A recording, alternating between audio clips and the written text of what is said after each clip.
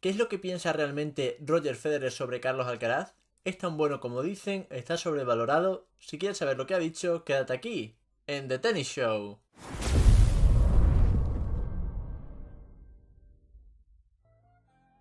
Obviamente la figura de Roger Federer en el mundo del tenis es más que respetada, incluso me atrevería a decir que es algo venerada. Se puede decir que Roger Federer es probablemente la figura más grande que ha dado el deporte del tenis, junto a Rafael Nadal y Novak Djokovic. Por eso, cada vez que habla Roger Federer, todos estamos atentos a ver qué opina sobre según qué tema.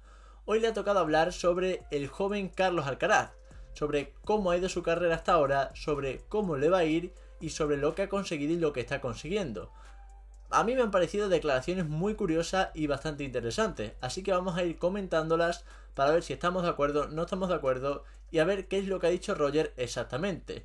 Vamos a ello.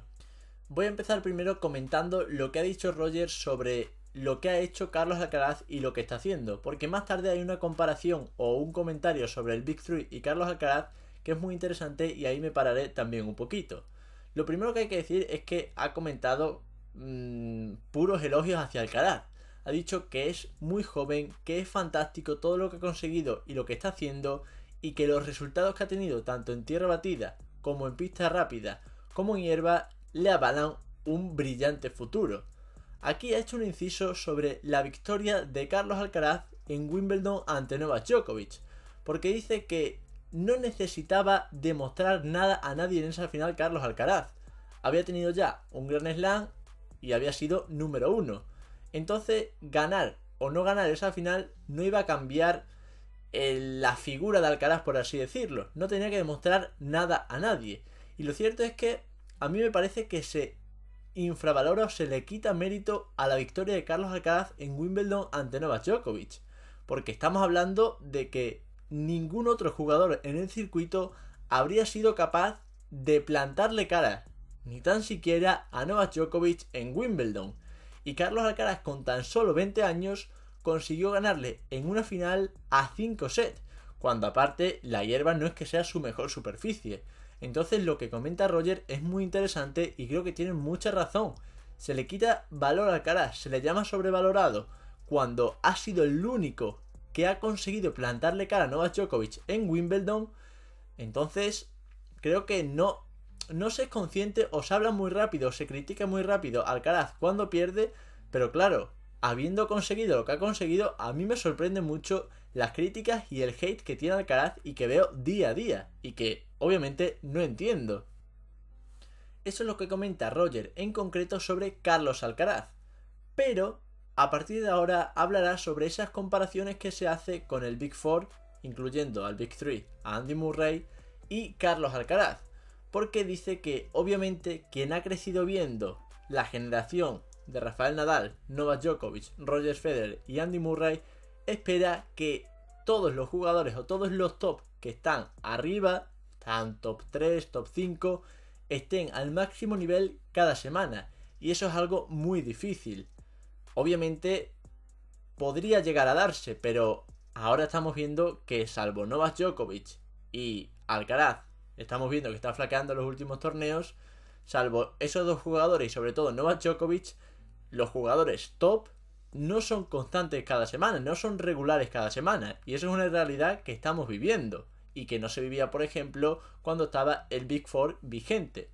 Entonces comenta que Carlos Alcaraz lo ha hecho lo mejor que ha podido hasta ahora y que aún así lo ha hecho fantástico, que las derrotas como las que ha tenido en Shanghái llegarán también y habrá más derrotas parecidas a esas. Yo ya lo comenté en el vídeo anterior sobre Carlos Alcaraz.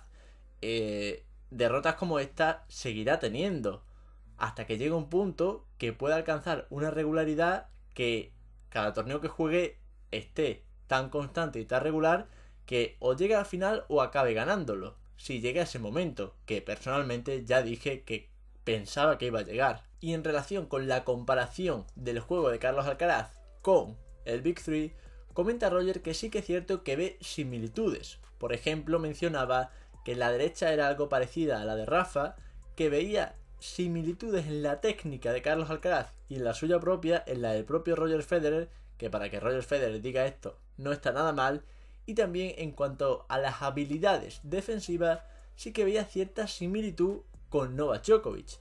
No obstante, comenta el propio Roger que no le gusta tampoco hacer estas comparaciones porque cada jugador es como es.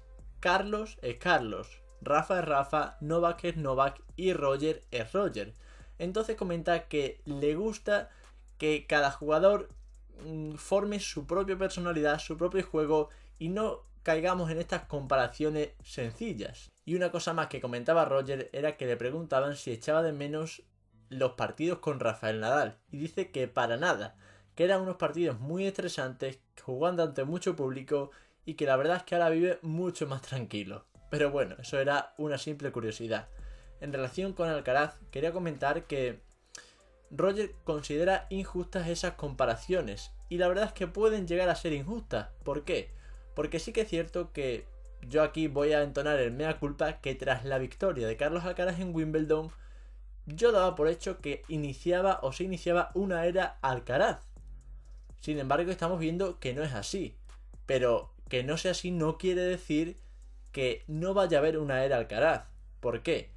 Porque es que si nos fijamos en el ranking, en los torneos y en quién han sido los ganadores, hay que decir que Alcaraz es el único que planta cara a Novak Djokovic. El único. Y en cuanto Alcaraz gane algo de regularidad y constancia en todos los torneos, va a ser el nuevo Novak Djokovic en el circuito en cuanto a figura a batir. O al menos esa es mi opinión.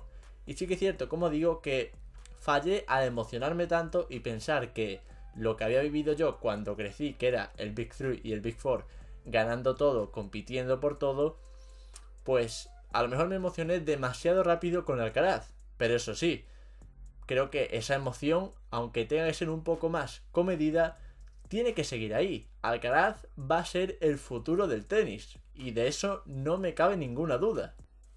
Como digo, por una parte pueden ser injustas, pero por otras también son casi inevitables. Estamos hablando de que actualmente se está midiendo con Novak Djokovic, de tú a tú. Con Rafa también se ha enfrentado, con el único del Big 3 que no se ha enfrentado ha sido Roger. Y lo cierto es que si estás comparando a jugadores que han marcado época y se habla de que Alcaraz va a marcar una época, obviamente tienes que entrar a comparar qué jugadores son los que han marcado época con este jugador que puede que marque época. ¿Es un poco prematuro? Puede ser, y ahí es donde se vería la injusticia de que sea prematuro.